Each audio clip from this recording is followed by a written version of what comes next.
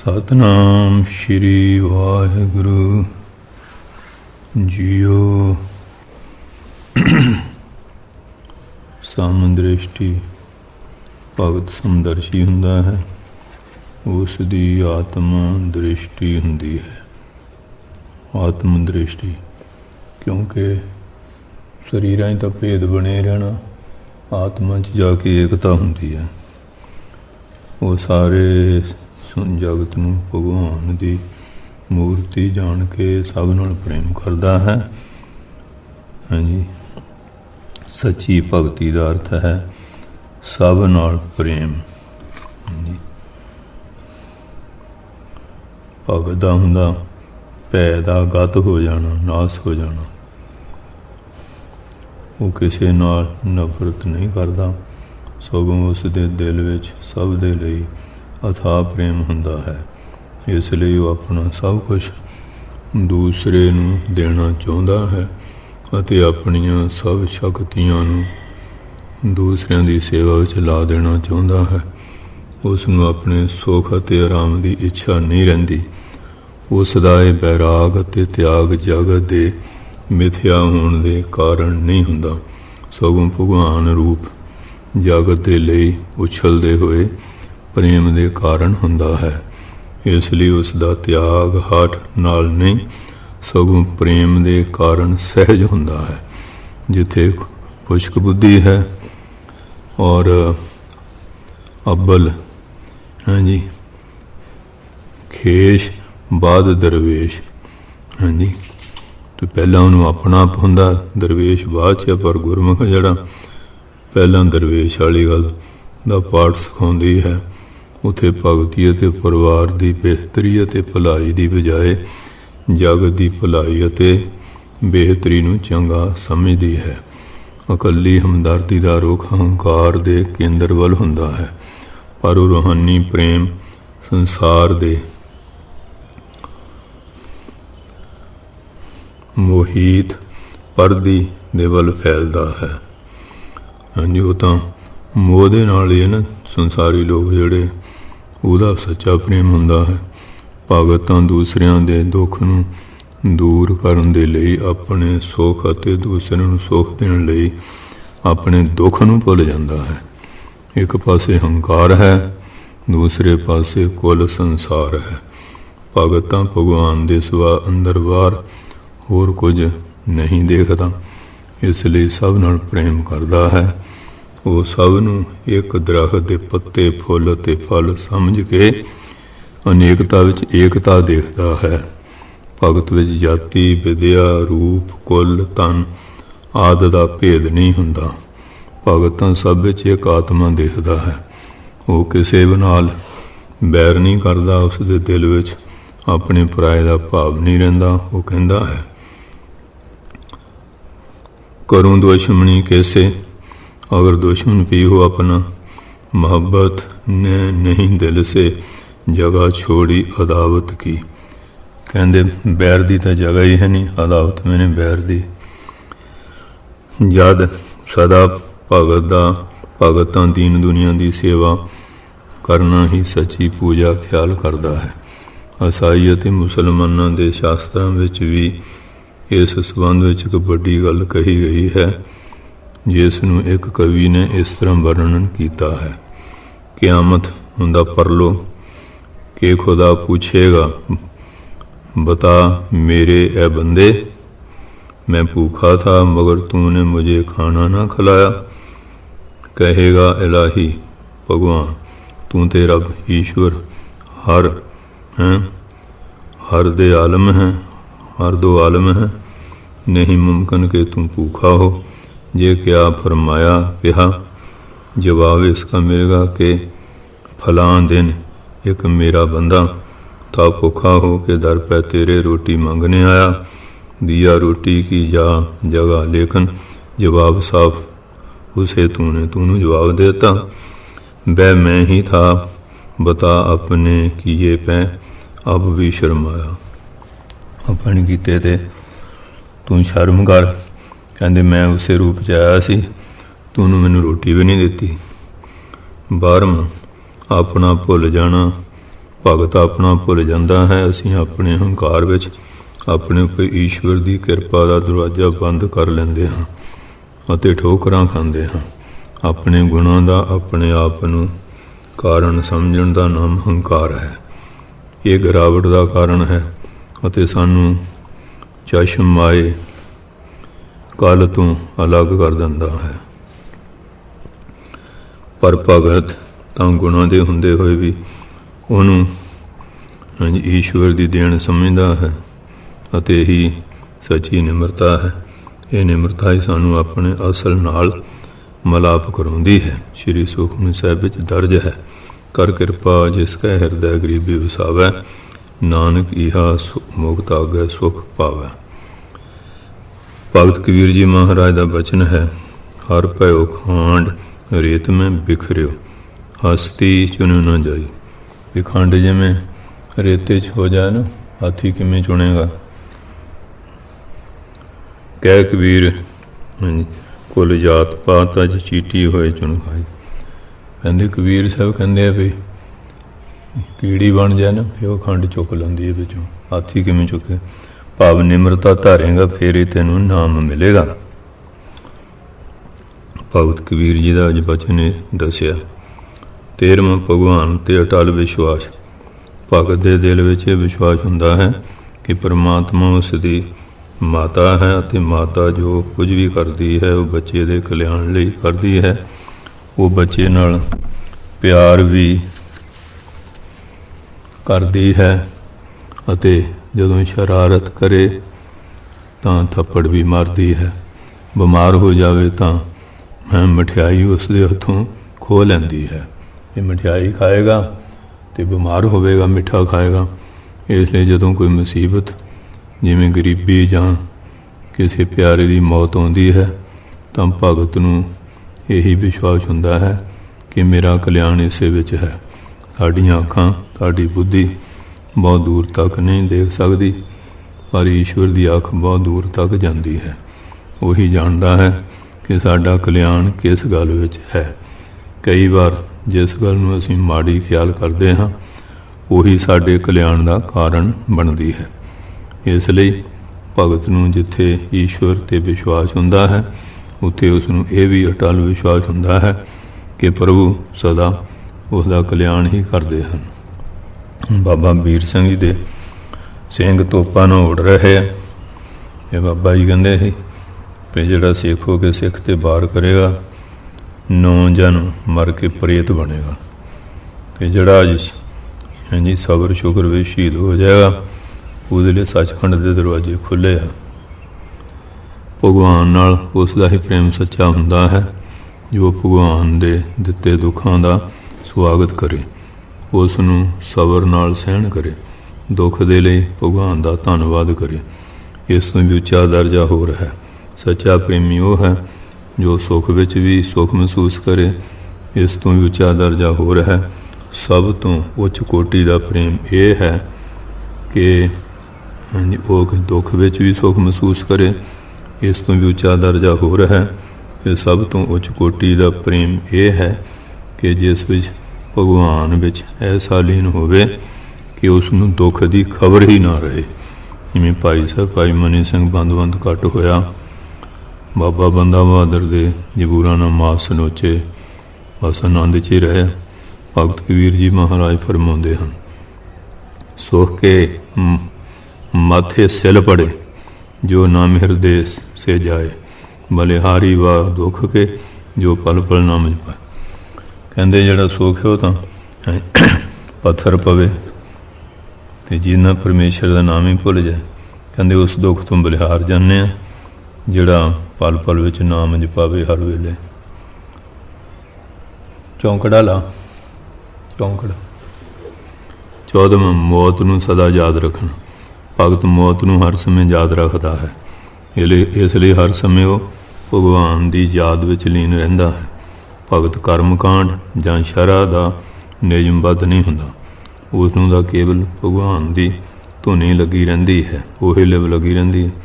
ਉਹ ਤਾਂ ਇਹ ਖਿਆਲ ਰੱਖਦਾ ਹੈ ਕਿ ਤਿੜਕੇ ਘੜੇ ਵਿੱਚ ਭਰੇ ਹੋਏ ਪਾਣੀ ਦੇ ਸਮਾਨ ਮਨੁੱਖ ਦੀ ਉਮਰ ਸਮਾਪਤ ਹੁੰਦੀ ਜਾਂਦੀ ਹੈ। ਘੜਾ ਟੁੱਟਿਆ ਹੋਵੇ ਨਾ, ਪਾਣੀ ਨਿਕਲ ਜਾਂਦਾ, ਇਸ ਤਰ੍ਹਾਂ ਅਸੀਂ ਰੂਪੀ ਘੜੇ 'ਚੋਂ ਸਵਾਸ ਰੋਜ਼ ਨਿਕਲੀ ਜਾਂਦੇ ਆ, ਉਮਰ ਰੋਜ਼ ਘਟਦੀ ਤੁਰੀ ਜਾਂਦੀ ਹੈ। ਮਾਇਆ ਪਰਛਾਵੇਂ ਦੇ ਸਮਾਨ ਆਉਣ ਜਾਣ ਵਾਲੀ ਹੈ, ਦਰਖਤ ਦਾ ਪਰਛਾਵਾਂ ਟਿਕਦਾ ਨਹੀਂ, ਮਾਇਆ ਵੀ ਇਵੇਂ ਹੈ। ਔਰ ਜ਼ੁਬਾਨੀ ਤਰੰਗਾਂ ਦੇ ਬਰਾਬਰ ਖਿਣ ਭੰਗਰ, ਜਿਹੜੀ ਜਵਾਨ ਅਵਸਥਾ ਆ ਇਹ ਵੀ ਰੋਜ਼ ਬੀਤਦੀ ਤੁਰੀ ਜਾਂਦੀ ਹੈ। ਇਸ ਲਈ ਜੋ ਸਮਾਂ ਮਿਲਿਆ ਹੈ ਉਸ ਵਿੱਚ ਭਗਵਾਨ ਦਾ ਸਿਮਰਨ ਕਰ ਸਕੇ, ਜਿਵੇਂ ਕਿਹਾ ਹੈ, ਉਹ ਘੜੀ ਸਲਖਣੀ ਜੋ ਯਾਦ ਸਾਈਂ ਵਿੱਚ ਗੁਜ਼ਰੇ।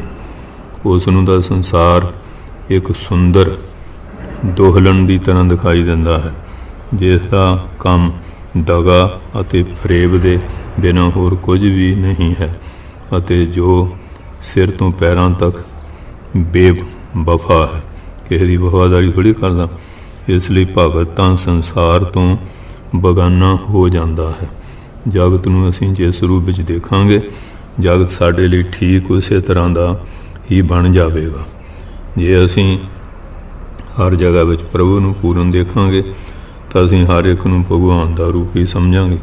ਜੇਕਰ ਅਸੀਂ ਇਹ ਸਮਝਦੇ ਹਾਂ ਕਿ ਸਾਡਾ ਸਰੀਰ ਹੈ, ਇਹ ਮੇਰਾ ਮਿੱਤਰ ਹੈ, ਇਹ ਮੇਰਾ ਬੈਰੀ ਹੈ, ਇਹ ਅਮੀਰ, ਇਹ ਗਰੀਬ, ਉਹ ਸੁੰਦਰ, ਉਹ ਕੁਰੂਪ, ਫਿਰ ਸੰਸਾਰ ਸਾਨੂੰ ਇਸ ਤਰ੍ਹਾਂ ਹੀ ਦਿਖਾਈ ਦੇਵੇਗਾ। ਜਿਹੋ ਜਿਹੀ ਅਨਕ ਲਾਓ ਉਹੋ ਜਿਹਾ ਦਿਖਦਾ ਨਾ, ਚਿੱਟੀ ਅਤੇ ਚਿੱਟਾ, ਪੀਲੀ ਅਤੇ ਪੀਲਾ, ਲਾਲ ਅਤੇ ਲਾਲ, ਕਾਲੀ ਅਤੇ ਕਾਲਾ ਹੀ ਦਿਸੂਗਾ। ਜਿਹੋ ਜਿਹੀ ਭਾਵਨਾ ਉਹੋ ਜਿਹਾ ਦੀਦਾ ਹੈ।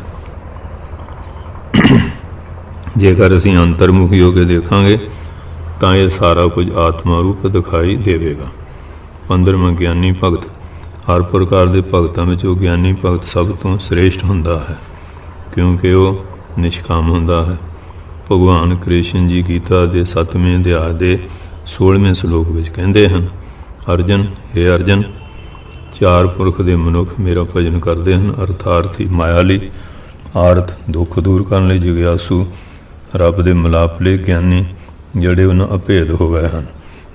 ਇਹਨਾਂ ਵਿੱਚੋਂ ਸਭ ਤੋਂ ਨੀਵੇਂ ਦਰਜੇ ਦਾ ਭਗਤ ਅਰਥਾਰਥੀ ਜ਼ਰੂਰਤਮੰਦ ਹੈ, ਜੋ ਸੰਸਾਰ ਦੇ ਪਦਾਰਥਾਂ ਵਾਸਤੇ ਭਗਵਾਨ ਦਾ ਸਿਮਰਨ ਕਰਦਾ ਹੈ, ਜੋ ਧਨ, ਇਸਤਰੀ, ਪੁੱਤਰ, ਮਾਣ, ਵਡਿਆਈ ਆਦਿ ਦੇ ਲਈ ਭਗਵਾਨ ਨੂੰ ਯਾਦ ਕਰਦਾ ਹੈ। ਇਹਨਾਂ ਦੇ ਵਾਸਤੇ ਪਦਾਰਥ ਪ੍ਰਾਪਤੀ ਮੁੱਖ ਹੈ, ਕਿਉਂਕਿ ਇਹ ਪਦਾਰਥ ਪ੍ਰਾਪਤੀ ਦੇ ਲਈ ਹੀ ਭਗਵਾਨ ਦਾ ਸਿਮਰਨ ਕਰਦੇ ਹਨ, ਨਾ ਕਿ ਭਗਵਾਨ ਦੀ ਪ੍ਰਾਪਤੀ ਦੇ ਲਈ। ਇਹ ਸਵਾਰਥ ਸਿੱਧੀ ਦੇ ਲਈ ਹੀ ਭਗਵਾਨ ਦੀ ਭਗਤੀ ਕਰਦੇ ਹਨ। ਤੁਲਸੀਦਾਸ ਹੁੰਦਾ ਸੀ ਅਤੇ ਪਹਿਲਾਂ ਬੜਾ ਬਕਾਰੀ ਸੀ, ਅਤੇ ਜਦੋਂ ਘਰ ਵਾਲੀ ਨੇ ਜਾਣਾ ਪੇਕੇ ਇਹਨੂੰ ਮਗਰੇ ਚੱਲ ਜਾਣਾ। ਉਹ ਇੱਕ ਦਿਨ ਕਹਿੰਦੇ ਪਿਆ ਜਿਹੜਾ ਗੰਦ ਮੁੱਦਾ ਭਾਂਡਾ ਇਹਦੇ ਮਗਰ ਤੁਰਿਆ ਫਿਰਦਾ, ਪ੍ਰੇਮ ਕਰਦਾ, ਜੇ ਰੱਬ ਨਾ ਕਰੇ ਤੈਨੂੰ ਰੱਬ ਨਾ ਮਿਲ ਜਾਏ। ਉੱਥੋਂ ਫਿਰ ਇਹਨੂੰ ਠੋਕਰ ਪਈ ਅਤੇ ਫਿਰ ਇਹ ਇੱਧਰ ਭਗਤੀ ਵਾਲੇ ਪਾਸੇ ਲੱਗਾ। ਅਰਥਾਰਥੀ ਤੋਂ ਆਰਥ ਦੁਖੀ ਸ੍ਰੇਸ਼ਟ ਆ। ਇਹਨਾਂ ਨੂੰ ਸੁਭਾਵਿਕ ਹੀ ਪਰਮਾਤਮਾ 'ਤੇ ਵਿਸ਼ਵਾਸ ਹੁੰਦਾ ਹੈ। ਇਹ ਅਰਥਾਰਥੀ ਦੀ ਤਰ੍ਹਾਂ ਭੋਗ ਪਦਾਰਥ ਇਕੱਠੇ ਨਹੀਂ ਕਰਨਾ ਚਾਹੁੰਦਾ, ਪਰ ਪ੍ਰਾਪਤ ਵਸਤੂ ਦੇ ਨਾਸ ਹੋ ਜਾਣ 'ਤੇ ਜਾਂ ਕੋਈ ਸਰੀਰਕ ਜਾਂ ਮਾਨਸਿਕ ਦੁੱਖ ਆ ਜਾਣ 'ਤੇ ਉਸ ਕਸ਼ਟ ਨੂੰ ਦੂਰ ਕਰਨ ਦੇ ਲਈ ਭਗਵਾਨ ਦਾ ਸਿਮਰਨ ਕਰਦਾ ਹੈ। ਇਸ ਲਈ ਅਰਥਾਰਥੀ ਨਾਲੋਂ ਇਸ ਵਿੱਚ ਕਾਮਨਾ ਘੱਟ ਹੁੰਦੀ ਹੈ। ਇਸ ਤਰ੍ਹਾਂ ਦੇ ਭਗਤ ਅੱਗੇ ਪਿੱਛੇ ਤਾਂ ਭਗਵਾਨ ਨੂੰ ਯਾਦ ਨਹੀਂ ਕਰਦੇ, ਪਰ ਜਦੋਂ ਕਿਸੇ ਦੁੱਖ ਦਰਦ ਵਿੱਚ ਫਸ ਜਾਂਦੇ ਹਨ ਤਾਂ ਭਗਵਾਨ ਨੂੰ ਯਾਦ ਕਰਦੇ ਹਨ। ਜਿਵੇਂ ਕੋਈ ਬਿਮਾਰੀ, ਮੁਕੱਦਮਾ ਆ ਜਾਣ 'ਤੇ ਅਤੇ ਜਦੋਂ ਦੁੱਖ ਦੂਰ ਹੋ ਜਾਵੇ ਤਾਂ ਭਗਵਾਨ ਨੂੰ ਭੁੱਲ ਜਾਂਦੇ ਹਨ। ਆਰਥ ਭਗਤ ਨਾਲੋਂ ਜਿਗਿਆਸੂ ਉੱਤਮ ਹੈ। ਇਹਨਾਂ ਨੂੰ ਤਾਂ ਸਿਰਫ ਭਗਵਾਨ ਦੀ ਤਲਾਸ਼ ਹੁੰਦੀ ਹੈ। ਇਹ ਗਿਆਨ ਦੇ ਇਸ਼ਕ ਹੁੰਦੇ ਹਨ, ਜੋ ਪਰਮਾਤਮਾ ਦਾ ਯਥਾਰਥ ਗਿਆਨ ਪ੍ਰਾਪਤ ਕਰਨ ਦੇ ਲਈ ਭਜਨ ਕਰਦੇ ਹਨ। ਇਹ ਧਨ, ਇਸਤਰੀ, ਪੁੱਤਰ ਆਦਿ ਦੀ ਪ੍ਰਾਪਤੀ ਜਾਂ ਦੁੱਖ ਬਿਮਾਰੀ ਆਦਿ ਦੂਰ ਕਰਨ ਲਈ ਪਰਮਾਤਮਾ ਦੀ ਭਗਤੀ ਨਹੀਂ ਕਰਦੇ, ਪਰ ਕੇਵਲ ਪਰਮਾਤਮਾ ਦਾ ਗਿਆਨ ਪ੍ਰਾਪਤ ਕਰਨ ਲਈ ਹੀ ਭਜਨ ਕਰਦੇ ਹਨ। ਇਹਨਾਂ ਨੂੰ ਹਰ ਸਮੇਂ ਇੱਛਾ ਲੱਗੀ ਰਹਿੰਦੀ ਹੈ ਕਿ ਕਿਸ ਤਰ੍ਹਾਂ ਉਹਨਾਂ ਨੂੰ ਪਰਮਾਤਮਾ ਦੇ ਦਰਸ਼ਨ ਪ੍ਰਾਪਤ ਹੋਵਣ। ਪਰਮਾਤਮਾ ਦੀ ਇੱਛਾ ਵਾਲਾ ਅਵਸ਼ੀ ਪਰਮਾਤਮਾ ਨੂੰ ਪ੍ਰਾਪਤ ਕਰ ਲੈਂਦਾ ਹੈ। ਬਾਬਾ ਕਰਮ ਸਿੰਘ ਸਾਹਿਬ ਦੇ ਚਰਨਾਂ 'ਚ ਇੱਕ ਪ੍ਰੇਮੀ ਨੇ ਉਹਨਾਂ ਜਦੋਂ ਆਉਣਾ, ਮਹਾਰਾਜ ਕਿਰਪਾ ਕਰੋ, ਕਿਰਪਾ ਕਰੋ, ਕਿਰਪਾ ਕਰੋ। ਪ੍ਰੇਮੀ ਕਹਿੰਦੇ ਮਹਾਰਾਜ ਜਦੋਂ ਇਹ ਆਉਂਦਾ ਇੱਕੋ ਹੀ ਰੱਟ ਲਗਾਈ ਜਾਂਦਾ, ਬਾਰ-ਬਾਰ ਰਿਪੀਟ ਕਰੀ ਜਾਂਦਾ, ਕਿਰਪਾ ਕਰੋ, ਕਿਰਪਾ ਕਰੋ। ਮਹਾਰਾਜ ਕਹਿੰਦੇ ਜਦੋਂ ਕਿਰਪਾ ਹੋਣੀ ਹੋਵੇ ਉਦੋਂ ਕਿਰਪਾ ਮੰਗਦਾ, ਨਹੀਂ ਤਾਂ ਆਮ ਗਹਿਰੇ ਮੰਗਦੇ ਆ। ਕਹਿੰਦੇ ਹੁਣ ਇਹਦਾ ਸਾਰੇ ਫੁਰਨੇ ਮਿਟ ਗਿਆ, ਇੱਕੋ ਇੱਕ ਰੱਬ ਦੀ ਕਿਰਪਾ ਹੀ ਮੰਗ ਰਿਹਾ ਹੈ।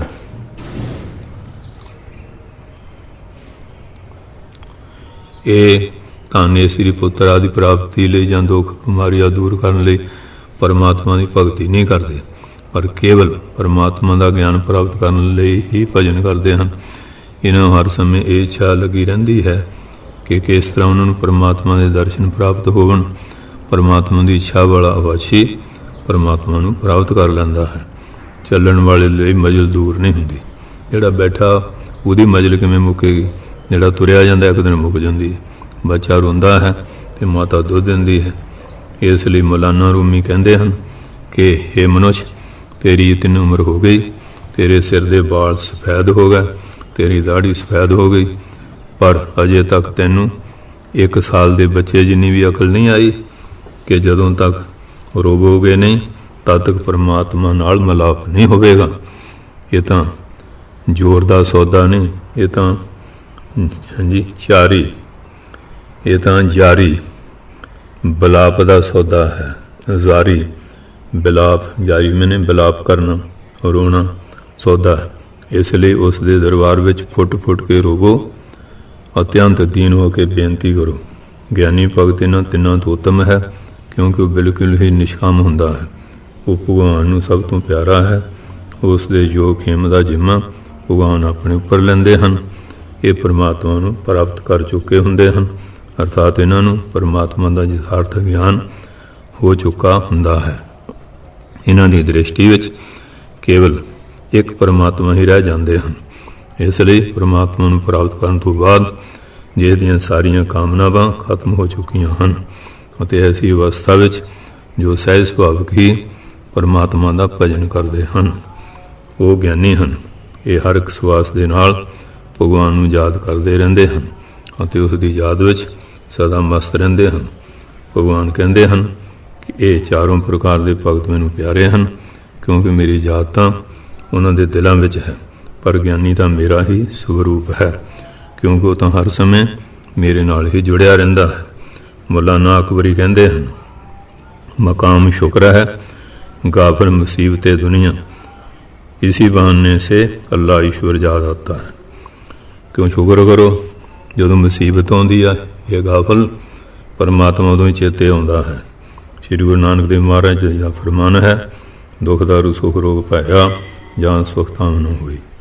अर्थ सुख बीमारी है, क्योंकि सुख मनुख नूं परमात्मा तो बेखबर कर दिंदा है, अते दुख इस बीमारी का इलाज है, क्योंकि ये मनुख नूं परमात्मा की याद लगाउंदा है। जिहड़े दुख आउंदा फिर उहनूं चेते करदा है ना। इसलिए ज्ञानी ही सब तो श्रेष्ठ है, क्योंकि वह निष्कामी हुंदा है। प्रभु का सिमरन ही जीवन है, अते उसनूं भुल जाना ही मौत है। 16वां आलोचना का भाव, सच्चा प्रभु प्रेमी दूसरियां दी बुराइयां वल नहीं देखदा, वो दूसरियां दी आलोचना नुकताचीनी नहीं करदा। अज तो बहुत साडे आदत पै गई ना, हर गल की नुकताचीनी, पर वो अपने अंदर देख के अपनियां बुराइयां त्रुटियां ते नज़र रखता, वो अपने औगण देखदा अते उन्हां नूं दूर करन दे लई यतनशील रहिंदा है, अते दूसरियां दीयां बुराइयां देखदा है।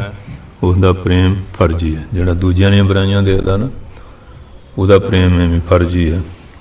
17वां किसी का अधिकार ना खोना, जदों सच्चा भगत अपने लाभ वास्ते किसी के हक अधिकार नूं नहीं लैंदा, बल्कि वो तो अपना हक भी दूसरिਆਂ ਨੂੰ दे के खुशी महसूस करता है। जो मनुष्य दूसरिਆਂ ਦੇ अधिकार खोण की कोशिश करता है, वो दूसरिਆਂ ਨੂੰ खुशहाल सुभागशाली देख के अपने दिल में ईर्खा करता है, ਅਤੇ फिर भी समझदा है कि वह प्रभु नाल प्रेम करता है, तो उसका यह कहना झूठा है। सदा भगत सच्चा भगत दूसरे दुखी देख के दुखी हुंदा है ते सुखी देख के खुश हुंदा है।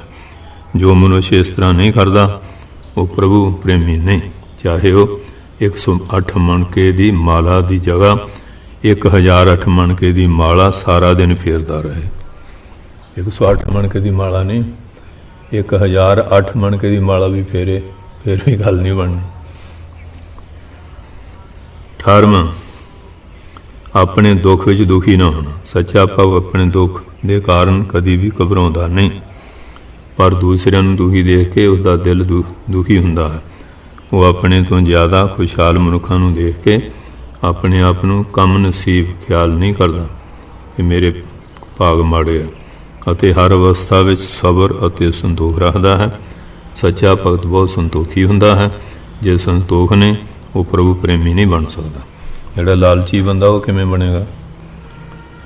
19वां, एकांत सेवन। सच्चा भगत एकांत सेवी हुंदा है। वो किसी दे नाल व्यर्थ गल्लां विच अपना अनमोल सਮਾਂ नष्ट नहीं करता। एकांत विच ही प्रभु भगती संभव है। जो एकांत सेवन का अभ्यास नहीं तो वह भगत नहीं बन सकता। स्थिर बुद्धि, भगत की बुद्धि स्थिर हुंदी है। वो दुख विच दुखी नहीं हुंदा ਅਤੇ सुख की इच्छा नहीं रखता। उसदियां नज़रां विच राज ਅਤੇ फकीरी बराबर है। उसदे लई मान अपमान, हरक सोग, दुख सुख, लाभ हानि, सोना मिट्टी, निंदा आदि सब बराबर हैं। मन की एकाग्रता अर्थात समता का नाम ही योग है। जो समान दृष्टि आ जाए यही योग है। स्थिर बुद्धि दे बिना भगति, ज्ञान, योगाभ्यास, निष्काम कर्मयोग, मुक्ति आदि असंभव, सब असंभव हैं। जिहदा मन का टिका ही नहीं, उन्हें की करना। स्थिर बुद्धि ही ना सब गुणों का बीज है। स्थिर सुख आसन, हाँ जी, तो जो स्थिर हो गया फिर ही सुख का आसन लाएगा। एकाग्रता है तो सब सुख है, सब कुछ है। स्थिर बुद्धि नहीं तो कुछ भी नहीं। इसलिए समा चाहे जिस तरह का भी होवे, सच्चा भगत अपने मन का संतुलन, तबाजन बिगड़न नहीं दिंदा। अपने मन की अवस्था बिगड़ नहीं दिंदा, एक रस रहिंदा। जिवें कहंदे हैं, बेशन ते जो होए उदासा, परमार्थ की जिस मनासा। जिन्होंने कहते रब दे मिलने इच्छा ना, परमार्थ की बकारां तो उदास हो जाए। धन संतान प्रीत नहीं जाके, धन की पुत्र धीआं की प्रीति नहीं, जगत का इच्छा ना ताकि जग के पदार्थों की इच्छा नहीं। रही हर का भगत कहावै, हर से प्रीत हो सच्ची लावै। वो हरि का भगत खुंदा उन्हें सच्ची प्रीति लाउंदा है। इसलिए सच्चा भगत वो है जो त्यागी ते वैरागी है। पैसे नूं हथ न लगाए, स्त्री नूं माता समान समझे, निष्काम कर्म करे, अपने सब कर्म भगवान नूं अर्पण कर देवे ਅਤੇ ਕੀਤੇ ਕਰਮਾਂ ਵਿੱਚ ਕਰਤਾਪਨ ਦਾ ਹੰਕਾਰ ਨਾ ਹੋਵੇ। ਆਪਣਾ ਮਨ ਅਤੇ ਬੁੱਧੀ ਭਗਵਾਨ ਨੂੰ ਅਰਪਣ ਕਰੇ, ਕਿਉਂਕਿ ਆਤਮ ਸਮਰਪਣ ਤੋਂ ਬਾਅਦ ਜੇਕਰ ਅਸੀਂ ਸਰੀਰ ਅਤੇ ਮਨ ਨੂੰ ਕਿਸੇ ਬੁਰੇ ਕੰਮ ਵਿੱਚ ਲਗਾਉਂਦੇ ਹਾਂ ਤਾਂ ਅਸੀਂ ਦੇ ਕੇ ਵਾਪਸ ਲੈਣ ਵਾਲੇ ਹਾਂ। ਸਰੀਰ ਅਤੇ ਮਨ ਤਾਂ ਸਾਡੇ ਰਹੇ ਹੀ ਨਹੀਂ। ਜੇ ਇਹਨਾਂ ਵਿੱਚ ਅਸੀਂ ਮਮਤਾ ਰੱਖੀਏ ਤਾਂ ਇਹਨਾਂ ਨੂੰ ਭੋਗਾਂ ਵਿੱਚ ਲਗਾਈਏ। आत्म समर्पण तो बाद तो मन और शरीर नूं भगवान की आग्या अनुसार सत्कर्म विच ही लगाया जा सकता है। इसलिए भगत विच हंकार, मोह, ममता का निशान ही बाकी नहीं रहिंदा। भगत संसार के तलाब विच कमल की तरह निर्लेप रहिंदा है। जिवें पानी च कमल निर्लेप रहिंदा ना, भगत इउं रहिंदा। श्री गुरु तेग बहादुर साहिब जी महाराज भगत के लछण फरमाउंदे हैं। सुख दुख जे परसै नहीं, लोभ मोह अभिमान। सुख दुख का स्पर्श नहीं, लोभ अहंकार नहीं। कौ नाम सुन सो मूर्त भगवान। कहते भगवान का मूर्त है। उस निंदा जा नाहे जे कंचन लो समान, उसकी निंदिया सोना लोहा मिट्टी एक समान। कौ नानक सुन रे मना मुक्त है तजन। महाराज कहते सुन ला बंदा मुक्त है। जो नर दुख में दुख नहीं माने, सुख सुनवर पै नहीं जाके कंचन माटी माने रहो। दुख सुख नूं नहीं मनदा, सुखा ना स्नेह नहीं, सोने मिट्टी एक तुल जानदा, ਉਹਦਾ नाम ਗਿਆਨੀ है।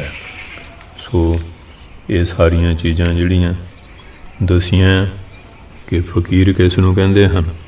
फकीर चार अखरां फे काफ जे रे तो मिल के बनया है। इन्हां चारे अखरां दे अर्थ हेठां लिखे जाते हैं।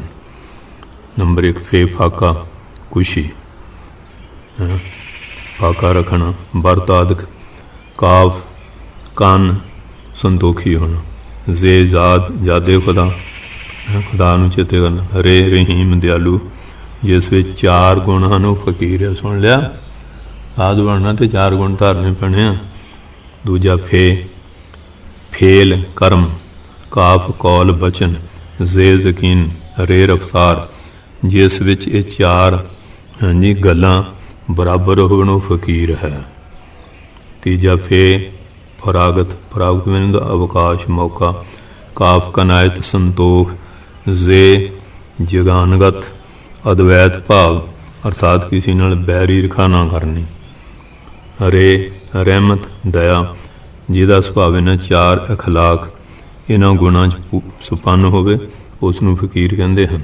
ਫੇ ਫਸਾਦ ਲੜਾਈ ਝਗੜਾ ਨਾ ਕਰੇ। ਕਾਫ ਕੁਮਾਰਬਾਜੀ ਜੂਏਬਾਜੀ। ਜੇ ਜ਼ਾਵਾਂ ਗੋਈ ਵਿਅਰਥ ਬੋਲਣਾ ਐਵੇਂ ਬਕਵਾਸ ਕਰੀ ਜਾਣਾ ਉਹ ਨਾ ਕਰੇ।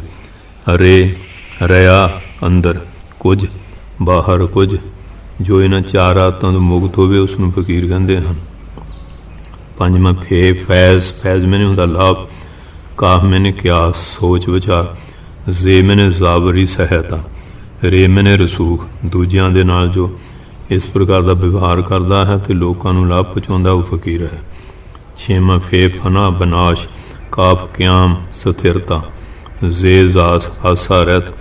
ਰੇ ਰਿਆਜ਼ਤ ਤਪ ਇਹਨਾਂ ਚਾਰਾਂ ਆਦਤਾਂ ਤੋਂ ਜਿਸ ਨੇ ਆਪਣੇ ਸੁਭਾਅ ਨੂੰ ਠੀਕ ਕਰ ਲਿਆ ਹੈ ਅਤੇ ਇੰਦਰੀਆਂ ਦੇ ਕਾਬੂ ਪਾ ਲਿਆ ਹੈ ਉਹ ਫਕੀਰ ਹੈ। ਸੱਤਵਾਂ ਫੇ ਫਜ਼ੂਲੀ। ਕਾਫ ਕਿਲਤ ਕਮੀ। ਜੇ ਜਬੂਸਤ ਦੁਸ਼ਮਣੀ ਅਹੰਕਾਰ। ਰੇ ਰੂਨਤ ਅਭਮਾਨ ਨਦਾਨੀ ਇਹਨਾਂ ਵਿਚਾਰਾਂ ਤੋਂ ਜਿਹੜਾ ਮੁਕਤ ਉਹ ਫਕੀਰ ਹੈ। ਇਸ ਕਰਕੇ ਇਸ ਪ੍ਰਕਾਰ ਕਿਆ ਖੂਬ ਲਿਖਿਆ ਹੈ। ਮੀਮ ਮਜ਼ਾ ਫਕੀਰੀ ਦਾ ਉਹ ਚਖੇ ਬੇਗਰਜ ਬੇਮਰਜ ਬੇਫਰਜ ਹੋਵੇ। ਫਾਹੀ ਸ਼ਰਾ ਦੀ ਤੋੜ ਤਾੜ ਡਾਲੇ। ਬੇਮਜ਼ ਬੇਗਜ਼ਬ ਬੇਕਜ਼ਬ ਹੋਵੇ। ਦੁਨੀਆ ਨਾਲ ਨਾ ਭੁੱਲ ਕੇ ਹੱਥ ਭੇੜੇ। ਬੇਰਾਗ ਬੇਲਾਗ ਬੇਦਾਗ ਹੋਵੇ। ਤਨ ਮਨ ਤੇ ਧਨ ਕੁਰਬਾਨ ਕਰ ਦੇ। ਬੇਸਰ ਬੇਡਰ ਬੇਜ਼ਰ ਹੋਵੇ। ਮਾਇਆ ਦਾ ਵੀ ਲਾਲਚ ਨਾ ਹੋਵੇ। ਨਿਰਭੈ ਲਾਤਮਾ ਲਾਜ਼ਮਾ ਹਮੇਸ਼ ਰਹੇ। ਬੇਆਸ ਬੇਜਾਸ ਬੇਰਾਸ ਹੋਵੇ। ਜੈਸੀ ਆਏ ਬਨੇ ਤਿਸੇ ਤੇ ਰਹੇ ਰਾਜੀ। ਬੇਸੋਚ ਸੋਚ ਬੇਸੋਚ ਬੇਲੋਚ ਹੋਵੇ। ਸ਼ੱਕ ਸ਼ੁਬੇ ਦਾਗ ਦੂਈ ਵਾਲਾ ਦਿਲ ਤੇ ਦੂਰ ਮਿਟੇ ਸਿਟੇ। ਬੇਸ਼ੱਕ ਬੇਚੱਕ ਬੇਤੱਕ ਹੋਵੇ। ਜੇ ਸਮਝਾਉਣ ਦੀ ਖਿੱਚ ਨਾ ਰਹੇ ਰਤੀ। ਬੇਤਾਨ ਬੇਮਾਨ ਤੇ ਬੇਸ਼ਾਨ ਹੋਵੇ। ਬਾਂਗ ਅਲਫ ਰਹੇ ਸਦਾ ਅਲਫ ਹੋਏ। ਹਾਂਜੀ ਬੇਕਾਰ ਬੇਯਾਰ ਬੇਨਾਰ ਹੋਵੇ। ਗੋਬਿੰਦ ਦਾਰ ਸੂਲੀ ਚੜ੍ਹ ਕੇ ਅਨਲ ਹੱਕ ਮੈਂ ਪਰਮਾਤਮਾ ਨੂੰ ਬੋਲੇ। ਬੇਤੜਕ ਬੇਰੜਕ ਬੇਭੜਕ ਹੋਵੇ। ਹਾਂਜੀ ਅੱਲਾ ਉਹ ਦਰਵੇਸ਼ ਕਹਾਵੇ। ਦ੍ਰਿੜ ਆਸਣ ਸੰਤੋਖ ਦਾ ਖੱਪਰ। ਸਤ ਲੰਗੋਟ ਲਗਾਵੇ। ਪ੍ਰੇਮ ਦੀ ਸੇਲੀ ਟੋਪੀ। ਧਿਆਨ ਦਾ ਆਸਣ ਗਿਆਨ ਵਿਭੂਤ ਰਮਾਵੇ। ਦਇਆ ਧਰਮ ਦੋ ਜਟਾ ਬਾਂਧ ਕੇ ਸਮਤਾ ਤਿਲਕ ਲਗਾਵੇ। ਅਜੱਪਾ ਜਪ ਸੋ ਸੁਰਤੀ ਲਾਵੇ। ਘਟ ਮੈਂ ਅਲਖ ਜਗਾਵੇ। ਅੰਤਰ ਧੁਨੇ ਲਗਾ ਜਤਨ ਸੋ ਪ੍ਰਾਨ ਪੌਣ ਠਹਿਰਾਵੇ। ਤੀਨ ਦੁਆਰ ਖਟ ਚੱਕਰ ਬੇਦੇ 10ਵੇਂ ਦੁਆਰ ਤੱਕ ਜਾਵੇ। ਫਿਰ ਫਕੀਰ ਕੈਸਾ ਹੋਵੇ। ਸਾਧ ਮਨ ਸਾਧਨ ਕਰ ਰਾਖੇ। ਦਵੈਤ ਭਾਵਨਾ ਮਨ ਮੈਂ ਪਾਖੇ। ਦੁਖ ਸੁਖ ਏਕ ਸਮਾਨ ਪਛਾਨੇ। ਹਰਖ ਸੋਗ ਨਾ ਮਨ ਮੈਂ ਆਨੇ। ਮੋਹ ਮਾਇਆ ਤੋਂ ਦੂਰ ਭਗਾਵੇ। ਪ੍ਰੀਤ ਪ੍ਰਾਮ ਸੰਗ ਲਾਵੇ। ਕੰਮ ਕ੍ਰੋਧ ਤੇ ਰਹੇ ਨਰਾਲਾ। ਤਿਆਗੇ ਮਨ ਤੇ ਜਗਤ ਜੰਜਾਲਾ। ਜੀਭਾ ਸਵਾਦ ਨ ਕੋਈ ਮੰਨੇ। ਸੂਕੇ ਟੁਗੇ ਅੰਮ੍ਰਿਤ ਮਾਨੇ। ਆਰਾਮ ਨਾਮ ਰਸ ਅੰਮ੍ਰਿਤ ਪੀਵੇ। ਸਦਾ ਅਮਰ ਹੋ ਜਗ ਮੈਂ ਜੀਵੇ। ਇਹ ਫਕੀਰ ਦੇ ਲੱਛਣ ਜਿਹੜੇ ਸਿਆਣੇ ਕਵੀਆਂ ਨੇ ਵੀ ਲਿਖੇ।